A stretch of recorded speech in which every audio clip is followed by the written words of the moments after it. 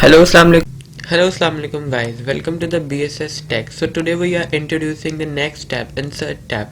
Now simply insert tab. Now options are starting from new slide. Simply you know that shortcut key of new slide is Control plus M.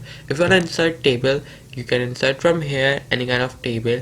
If you want to insert table, you can insert from here. If you want to draw table, simply select draw table. If you want to is Excel, if you wanna insert Excel spreadsheet, simply click the third one. Now if you wanna insert pictures, select pictures. If you wanna insert picture from your laptop, you can select from here. If you wanna make pictures from online, you can click on online pictures. Or if you wanna stock images from different social media apps, you can simply select stock images.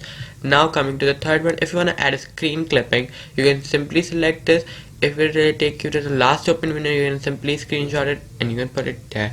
If you wanna insert photo, you can edit new photo album, or you can select from here. If you wanna insert shape, simply insert shape, select shapes, and you can simply insert any kind of shape from here. If you wanna insert icons, you can simply select icon and it will load, and you can simply select icons from here.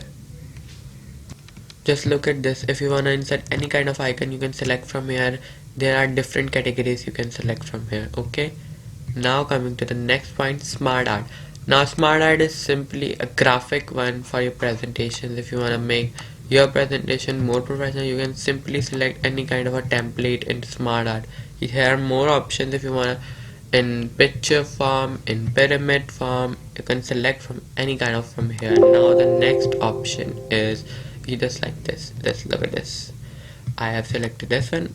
Okay, and it will just like, you can here add text, here picture, you can add text. Now coming to the point.